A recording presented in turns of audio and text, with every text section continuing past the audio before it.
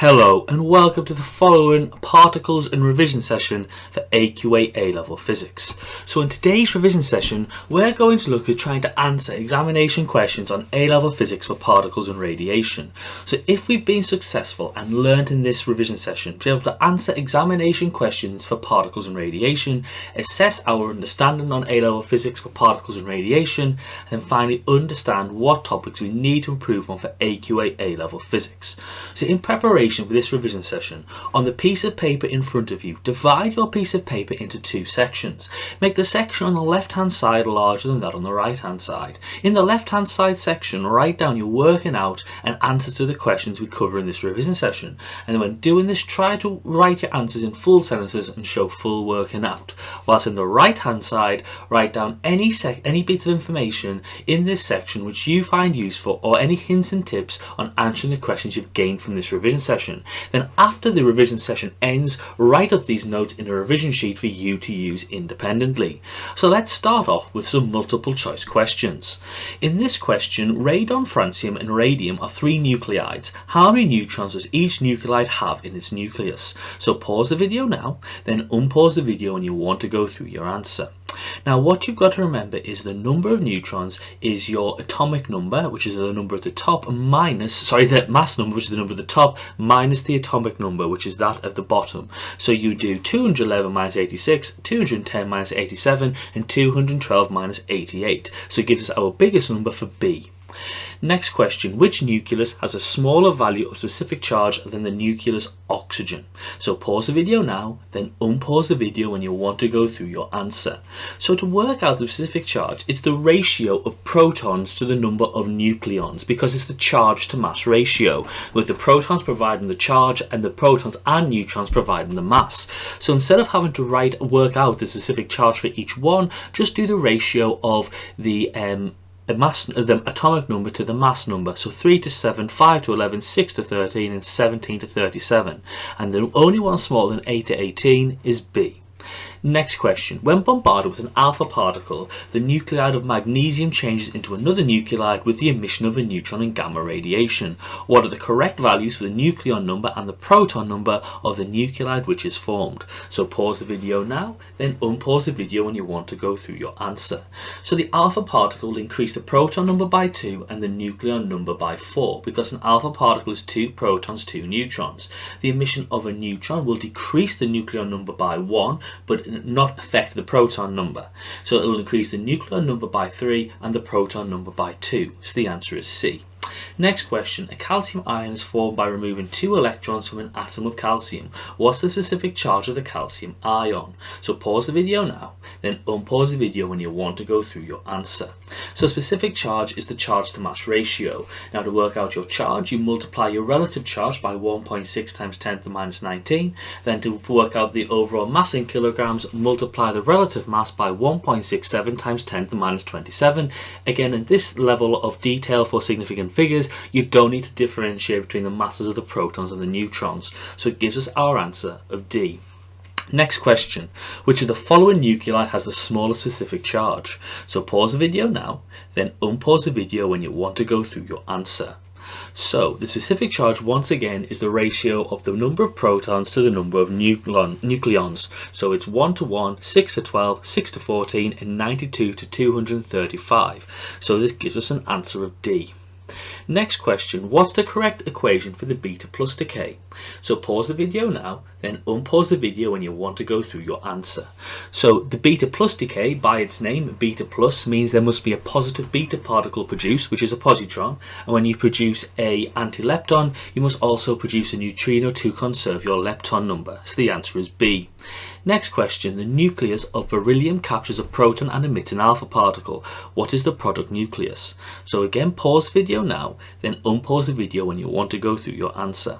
So capturing a proton increases the proton and nucleon numbers by 1 each. Now emitting an alpha particle will decrease the nucleon number by 4 and the proton number by 2, because alpha is 2 protons and 2 neutrons, so 4 nucleons. So the overall change is a decrease in the nucleon number by 3 and a proton number by 1. So our answer is C. So next question. Thallium is an unstable nuclide in a radioactive decay series. It decays by emitting an alpha particle, and the next two nuclides in this series emit beta minus particles. What nuclide is formed after these three decays have taken place? So pause the video now, then unpause the video when you want to go through your answer. So again, emitting an alpha particle decreases the nucleon number by 4 and the proton number by 2. Now the beta decay will increase the proton number by 1 but not change the number of nucleons, because the beta decay is a neutron to a proton inside the nucleus. So overall the nucleon number decreases by 4 and the proton number stays constant. So our answer is D. Next question. Which sequence of radioactive emissions results in the formation of an isotope of the original element? So pause the video now, then unpause the video when you want to go through your answer. Right, so in alpha decay you lose 2 protons. Now we talk about protons only because that determines what element you have. Now a beta decay, which is a neutron to a proton, gains you a proton. So therefore one alpha decay, which is where you lose 2 protons, and 2 beta decays where you gain 2 protons, will produce the isotope of the same element. So our answer is B. Next question. Which equation shows the process of annihilation? So pause your video now, then unpause the video when you want to go through your answer. Right, annihilation is when a particle and antiparticle interact to make 2 photons. So the only situation where that is exhibited in this particular answers is B. So our answer is B. Next question. Which elementary particle is a lepton? So pause the video now, then unpause the video when you want to go through your answer. Right, so this again is rote knowledge. You should know that protons and neutrons, as they're made from quarks, are baryons, that quarks are found in baryons and mesons, so the only one which is a lepton is in fact an electron. So our answer is C. Next one. What of the following is a hadron of 0 charge? So pause the video now, then unpause the video when you want to go through your answer. Right, so again, you've got to be aware of which one's a hadron. So firstly, the proton and the neutron are made from quarks, so it can be hadrons. The photon and the neutrino are not made from quarks, so cannot be hadrons. Now, out of the two of them, the neutron has no charge, so our answer is B. Next question. What are the numbers of hadrons, baryons and mesons in an atom of lithium? So pause the video now, then unpause the video when you want to go through your answer. Right, in this isotope you can see that there are 3 protons and 4 neutrons. You can tell that because the number on the bottom is 3, indicating the number of protons, so therefore the top number minus the bottom number, 7 minus 3, gives you your number of neutrons, which is 4. Now the neutron is a baryon and a hadron, the proton is a baryon and a hadron, so that tells us we've got 7 hadrons, 7 baryons and no mesons. Our answer is C. Let's look at the next question. Which line correctly classifies the particles shown? So pause the video now, then unpause the video when you want to go through your answer. Now you should hopefully be aware that a neutron is made from 3 quarks, D-U-D, down, up, down. Now the neutron is a baryon, not a meson, so therefore we're aware of that, and the positive pion has to be a down, anti-up, to get the correct charge and baryon number for that particular meson. So the only one we can have is C, which is the correct answer. Now the next one. Which of the following statements about muons is incorrect? So pause the video now, then unpause the video when you want to go through the answer. Now, muons will have a lower kinetic energy compared to the electrons because they've got to be moving slower to achieve the same momentum because they've got more mass. So therefore, as the velocity is squared in kinetic energy, Ek is a half mv squared, there's a greater factor in kinetic energy, so therefore the electron is moving faster. So therefore, the only answer which is incorrect is in fact B. Next question. Which of the following is not made from quarks? So pause the video now, then unpause the video when you want to go through your answer. So it's important to note that things made from quarks are called hadrons. So that tells us that only mesons and baryons can be made out of quarks. Now the neutron is a baryon, so it's made out of 3 quarks. The pion and the kaon are mesons, so they're made from 1 quark, 1 antiquark. A muon is a lepton, so therefore it's not made from quarks, it's fundamental. So the answer is B. Next one, what's the quark structure for antiprotons? So pause the video now, then unpause the video when you want to go through the answer. Right, now a proton has a quark structure of up, up, down, UUD. That's a fact you've got to remember. So an anti-proton has the same quark types, but they're the anti-versions as the proton. So it's anti-up, anti-up, anti-down. Our answer is D. Next question. Electron capture can be represented by the following equation. Which row correctly identifies X and Y? So pause the video now, and then we'll go through the answer when you unpause the video. So, in electron capture, a proton turns to a neutron. You've just got to remember that fact. So if a lepton is present, there's got to be an antineutrino there to conserve the lepton number. So the only possible combination of the two which does this is C. So that's our answer. Next question. What interactions are involved in the production of a strange particle and its decay into non-strange particles? So pause the video now, then unpause the video when you want to go through your answer. Now, strange particles are called kaons. Now, they're produced via the strong interaction and decay via the weak interaction, which is why we observe them in the universe for longer after a collision than we should do. So our answer is therefore D. Next question. A beam of electrons is directed at graphite crystal. After passing through the crystal, the beam is incident on a fluorescent screen where each incident photon produces light. The photograph shows the pattern observed on the screen. So, which of the following gives the two properties of the electrons which help explain the production of this pattern? So pause the video now, then unpause the video when you want to go through the answer. So the pattern is produced is an interference pattern. Now we get interference patterns when you get diffraction and then superposition of the waves that have been diffracted. So therefore our answer is B, and in this case the electron is acting like a wave.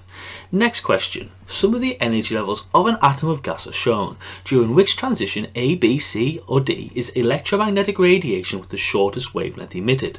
So pause the video now, then unpause the video when you want to go through the answer. So, firstly, photons are only emitted when electrons move down levels. Now, the equations for the energy emitted by a photon is E equals hc over lambda. So, therefore, lambda is equal to hc over E. So, the shortest wavelength comes from the greatest energy level transition, downwards, which is D. Next question. In the photoelectric effect, what is the relationship between the work function of a material and its stopping potential? So pause the video now, then unpause the video when you want to go through the answer. Now, Einstein's photoelectric effect equation is E equals hf, which is equal to the work function plus the kinetic energy, a half mv squared. Now, the stopping potential is equal to the maximum kinetic energy, so we can just remove that from the equation. And when we rearrange it, we get our answer to be D.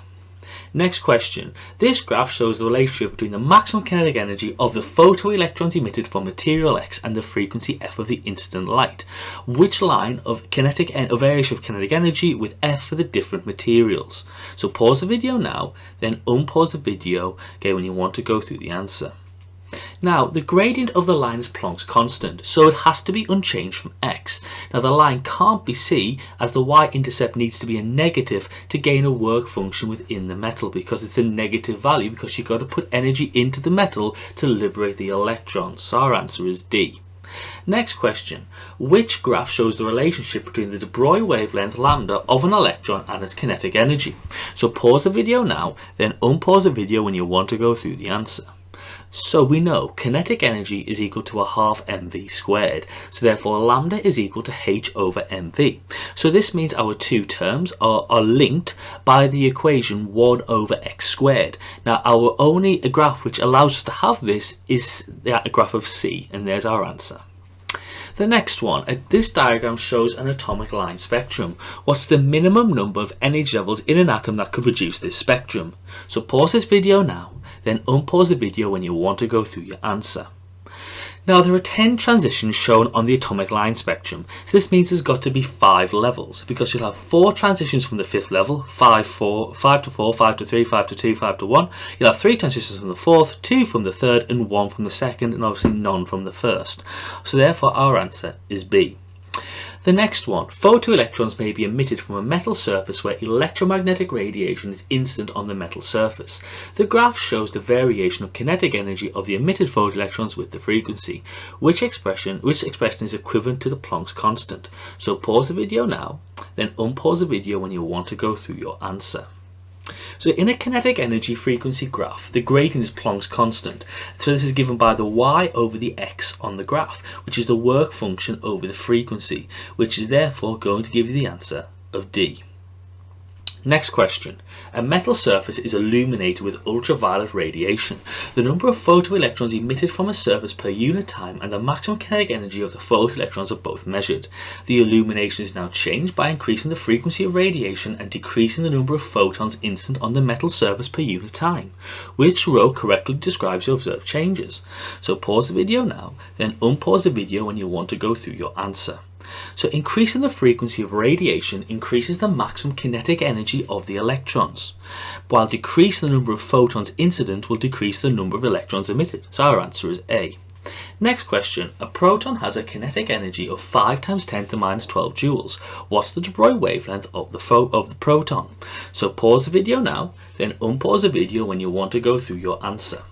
Now we know that kinetic energy is a half mv squared, so V is equal to the square root of 2 times kinetic energy over the mass. So you pop your values in, and because you know the mass of the proton from the equation given to you, 1.67 × 10⁻27, you get a velocity of 7.7 × 10⁷ meters per second. Now we know the de Broglie wavelength is lambda is equal to h over mv. Now we know the mass of the proton from the back of the book. We've just worked out V, and Planck's constant is another constant you can get from the back of the book. So you work it out to be 5.13 × 10⁻15 meters. Next question. The diagram shows the ground state and 2 excited energy levels x and y of an atom. The wavelength corresponds to each transition is shown. What's the energy level difference between x and y? So pause the video now, then unpause the video when you want to go through the answer. So the first thing you've got to say is E is equal to hc over lambda. Now lambda in this instance is going to be the difference between the two energy levels, because we're looking for the difference. So it's 121 nanometers minus 103 nanometers. Pop the values in and you get 1.1 × 10⁻17 joules. Next question. An electron has a kinetic energy E and a de Broglie wavelength of lambda. The kinetic energy is increased to 4E. What is the new de Broglie wavelength? Pause the video now, then unpause the video when you want to go through your answer. So we know lambda is equal to h over mv. So when the kinetic energy is quadrupled, the velocity is doubled, because velocity is a square in the kinetic energy equation. So therefore it means to maintain our overall value, we're going to have to half the wavelength. So the answer is B. Next one. In a photoelectric experiment, light incident on the metal surface of a photocell is then have an increased intensity of illumination. So what will then increase? So pause the video now, then unpause the video when you want to go through your answer. So when the intensity of the photons increases, there's going to be more electrons released every second, because one photon interacts with one electron, and we already know that it's already releasing the electrons because they've been illuminated. So therefore that increases the current of the circuit, because we can measure that as the movement of the electrons off the metal. So therefore our answer is C. Next question. An electron collides with a neutral atom and ionizes it. Which of the following describes the particles present after the collision? So pause the video now, then unpause the video when you want to go through the answer. So when ionization occurs, an electron is released and a positive ion is also formed. So this tells us that there's going to be an electron released and a positive ion remaining. But in addition to that, you're already going to have the original colliding electron, because that electron does not leave the universe. So as a result, we've got 2 electrons and we've now got a positive ion. So our answer is C. Next question. Monochromatic radiation from a light source, which we'll call source A, is shone on a metallic surface and electrons are emitted from the surface. When a second source B, is used, no electrons are emitted from the metallic surface.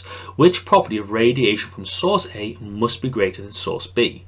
So pause the video now, then unpause the video when you want to go through your answer. Now there's only one factor which determines whether electrons are released from a metal surface: the frequency of radiation. That's just a fact, because E equals HF. So our answer is B. Next question. Electromagnetic radiation incident on a metal surface can cause electrons to be emitted. Which of the following statements is correct? So pause the video now, then unpause the video when you want to go through your answer. So only photons above the work function allow electrons to be emitted. Electrons differ in energy depending on where they are in the metal. So the range of emitted electrons depends on the frequency of the radiation. So our answer is D. Now the next one, the diagram here shows the 4 lowest energy levels for an electron in an atom. So P, Q, R and S represent the relative energy values of the energy levels. So an electron transition from R to Q is accompanied by the emission of a photon of visible light. Which electron transition will be accompanied by the emission of a photon of infrared radiation? So pause the video now, then unpause the video when you want to go through your answer. Now emission only occurs when the electrons move down the level, so anything up can't be the case, and infrared radiation is produced when the energy transition between the two levels is the smallest as possible, so our answer is going to be A, S to R. So that's a very important idea to work through. Now, next question.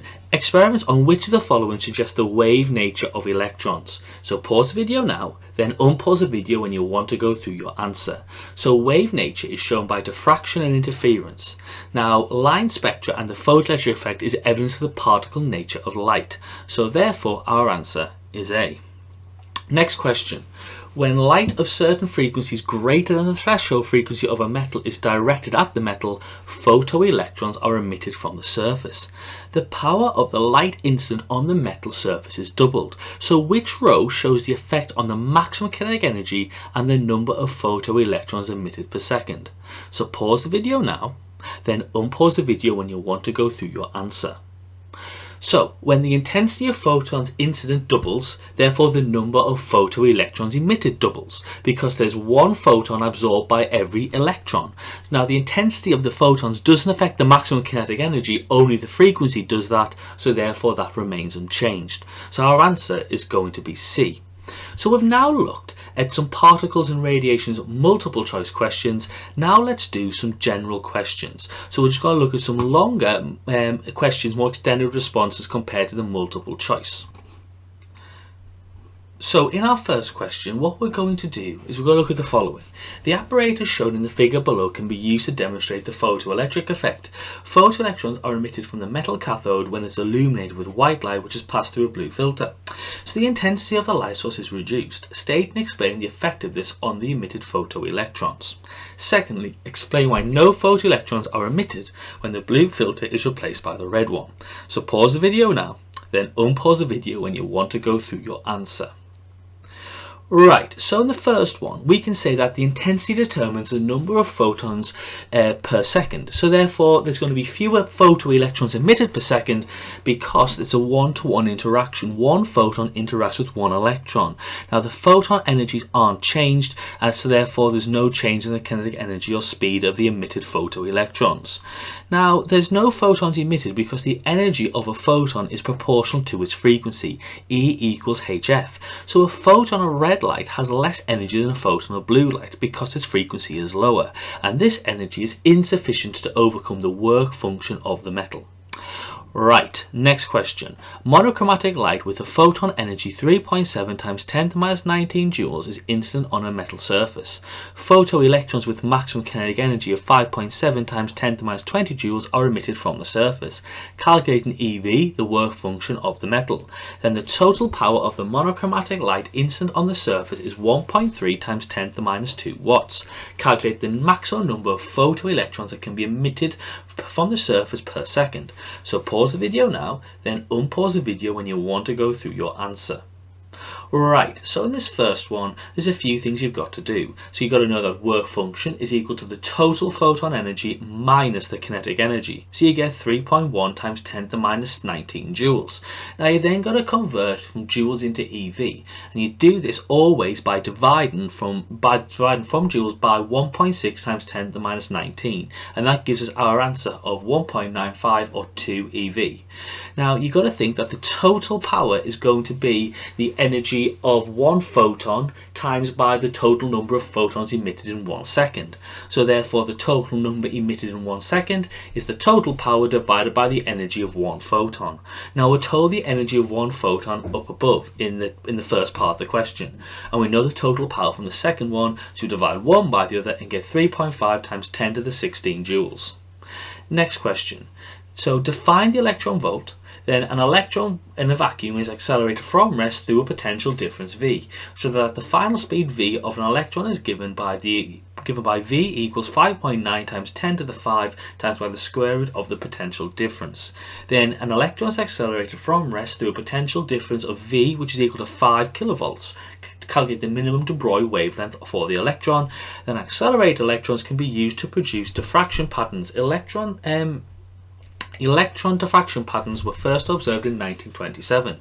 So discuss why this observation led to a development in the scientific ideas about the nature of the electron. So pause the video now, then unpause the video when you want to go through your answer. So the first one is just rote knowledge, you've just got to learn it. So an electron volt is the work done when an electron is accelerated through a potential difference of 1 volt. Remember, a potential difference will always cause charged particles to accelerate through them.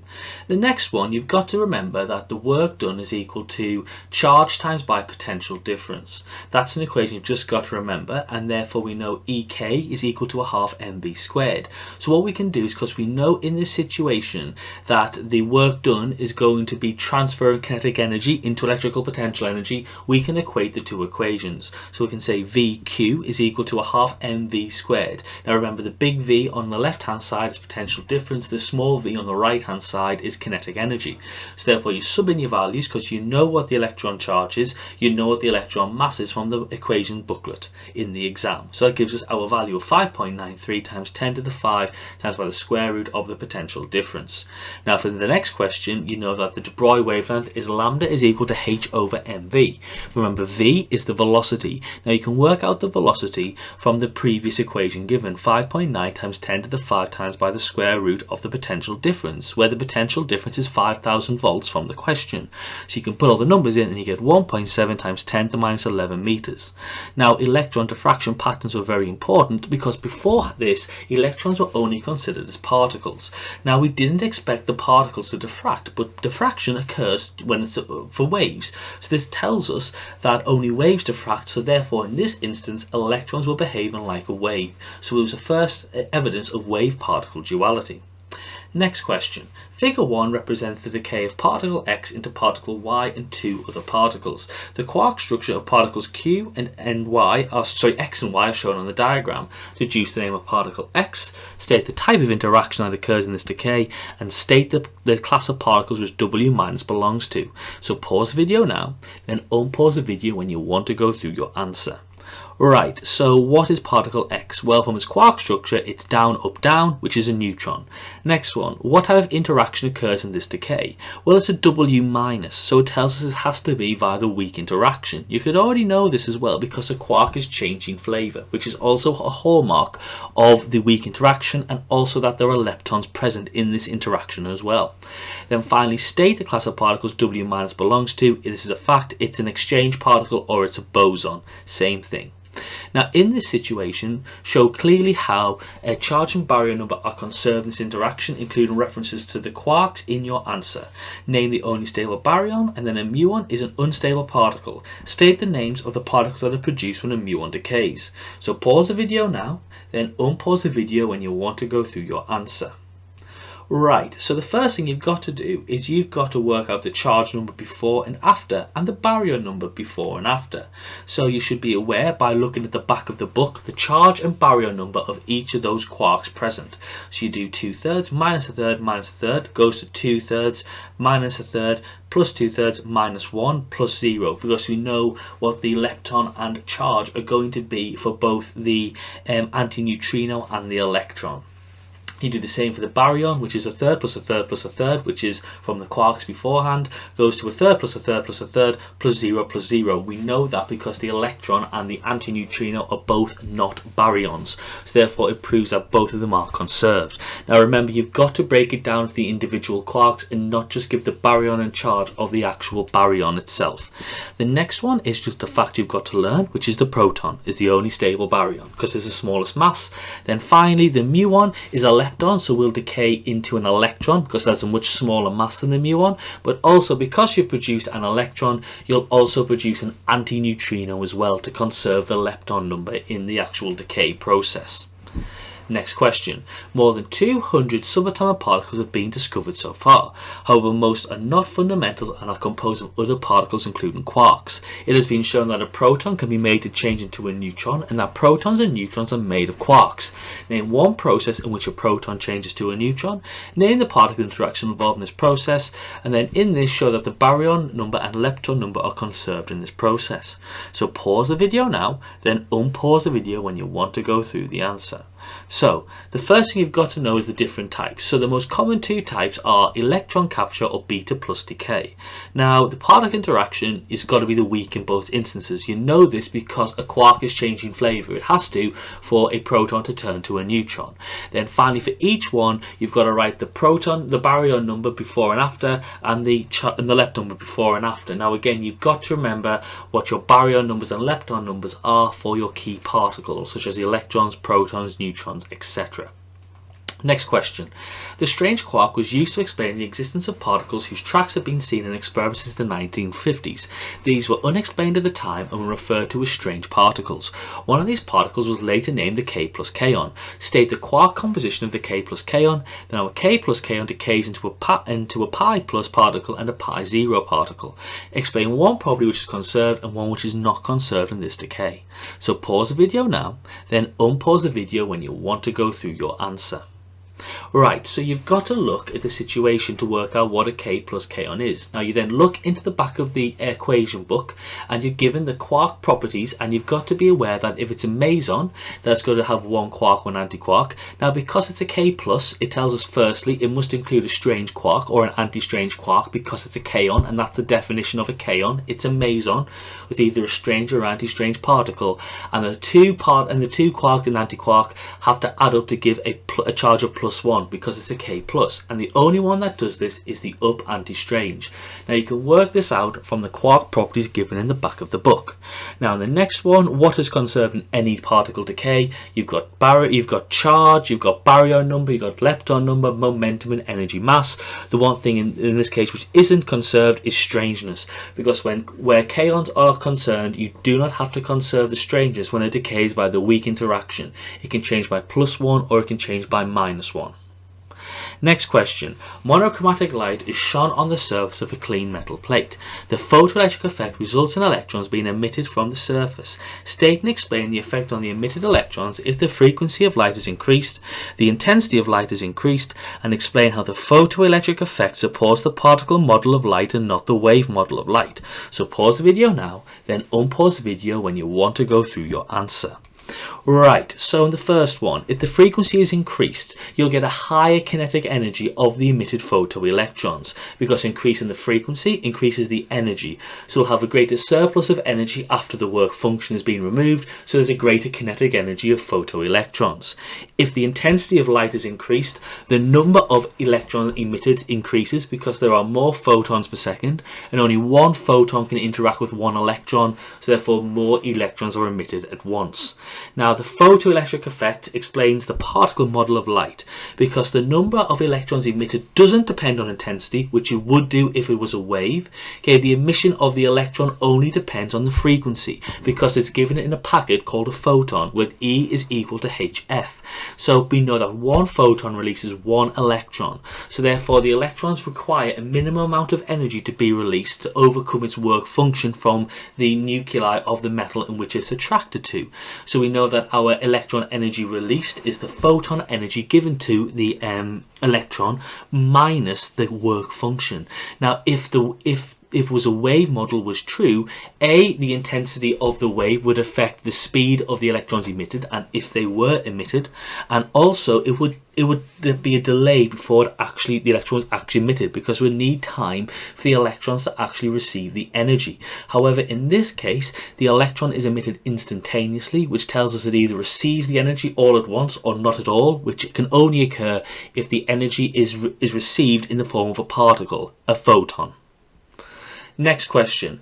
The threshold frequency of lithium is 5.5 times 10 to the 14 Hz. Calculate the work function of lithium stated in an appropriate unit. Then calculate the maximum kinetic energy of the emitted electrons when the light of frequency 6.2 times 10 to the 14 Hz is incident on the surface of the lithium sample. So pause the video now, then unpause the video when you want to go through your answer. So work function is equal to h times by the threshold frequency, because E equals hf, and therefore it must the work function is equal to this energy when the frequency is equal to the threshold. So you would do 6.63 times 10 to the minus 34, the work function, times by 5.5 times 10 to the 14, the threshold frequency. So you get 3.65 times 10 to the minus 19, and the work function is an energy, so the units are joules. Now the maximum kinetic energy is going to be the total photon energy, which is hf, so you do the Planck's constant times by the frequency, which is given in the question, minus the work function, which you've worked out in the previous question, so it's 4.6 times 10 to the minus 20 joules. Next question. The graph shows the results for an experiment to demonstrate the photoelectric effect by illuminating a clean metal sheet with light of increasing frequency. State the quantity and its unit, which could be plotted on the y-axis to produce this graph. Then the threshold frequency is shown on the graph. Explain why there is a threshold frequency. So pause the video now, then unpause the video when you want to go through your answers. So firstly, what is the y-axis? You've got to remember that we've got to measure it from the actual investigation, and the one thing we measure is either the maximum kinetic energy of the emitted photoelectrons, which is measured helpful with the current, or you could also have it as the stopping potential, which is given in the units of V, because it's a voltage. Now the next one B, what is the threshold frequency? Well, it's the idea that because one photon is absorbed by one electron at a time, and the photon energy is given by E equals hf, therefore there's a minimum amount of energy needed for the emission of the photoelectron, because the electron is attracted to the nucleus of the metal it's part of, which is called the work function. Now the energy which can be given to overcome this work function is only dependent on the frequency of the photon. So that threshold frequency is the minimum frequency which provides the energy of the work function. So that's why we would need a threshold frequency. Next question. The discovery of the Higgs particle was an important contribution to our understanding of particle physics. Describe the standard model for subatomic particles, and you should identify the fundamental particles and the composition of the particles we observe. So pause your video now, then unpause your video when you want to go through your answer. Right, so what are we aware of? So we've got the fundamental ideas of, we've got quarks and we've got leptons. Now baryons are made from 3 quarks, and mesons are from 1 quark, 1 antiquark. And you've also got your leptons. Now there are 3 leptons as well, so you've got your electron, your muon and your tau. Now the baryons and mesons are made from quarks, and there's only 6 types or flavours of quark: up, down, top, bottom, charmed and strange.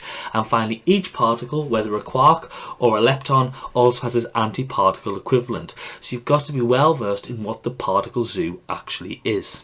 Next question. Describe the interaction that is responsible for keeping the protons and neutrons together in a stable nucleus. You should include details of the interactions in your answer, and then the nuclei can decay by alpha decay and by beta decay. In your alpha decay, only 1 particle is emitted, but in beta decay there are 2 particles emitted. Explain how baryon number is conserved in alpha and beta decay. So pause the video now, then unpause the video when you want to go through your answer. So, to answer this question, what you've got to consider is what interactions are holding the protons and neutrons together in the nucleus. So it's the strong interaction, that's just a fact you've got to remember. And the strong interaction acts between hadrons, because it only works on quarks. So therefore only baryons and mesons will interact via the strong interaction. And now the strong interaction, as you should be aware, is mediated by the gluon or by the pion. It's called the gluon on the particle level and the pion on the quark level. Now the facts you need to remember of the strong interaction are as follows. It has a very short range because the gluon/pion is such a massive particle, less than 5 femtometers. So you get an attraction up to 5 femtometers. Femtometer being 10 to the minus 10 meters, okay, and then as a result repulsive, less than 1 femtometer, and a 0 beyond 5 femtometers. So which is why you get your nucleus occurring at about 4 to 5 femtometers, whilst you don't get the nucleus ever crushing to a point because it's repulsive, the distance is less than 1 femtometer. Now in the second question, you've got to consider what's happening in alpha decay and in beta decay. Now in alpha decay, there's no actual change of the nucleons in the nucleus. All that is happening is 2 protons and 2 neutrons are being removed from the nucleus. So therefore the baryon number and the baryon number and the lepton number are being conserved in this instance because nothing is actually changing type. We've just got things separating from the nucleus. Now in beta decay, a neutron turns to a proton. Now they've both got a baryon number of 1, which indicates that the baryon number remains constant, but they also in beta decay produces a beta minus particle and an antineutrino. Or if you're considering the beta plus decay, you would have the beta plus particle, the positron, and the neutrino produced. Now, but all these particles are leptons, so therefore they have 0 baryon number, indicating baryon number would be conserved. Let's have a look at our next question. Kaons are mesons that can be produced by the strong interaction between pions and protons. The following equation shows the reaction in which a kaon and a lambda particle are produced. Now, the kaon decays by the weak interaction, and you can see an equation that shows an example of kaon decay. And then, so state one feature of this decay that shows us an example of the weak interaction. Then finally, there's been considerable advances in our understanding of particle physics over the past 100 years. Explain why it's necessary for many teams of scientists and engineers to collaborate in order for these advances to be made. So pause the video now, then unpause the video when you want to go through the answers. Right, in the first one, you've got to consider what you've got to have on the other 3 particles to have these ideas. Okay, so if you think about the following.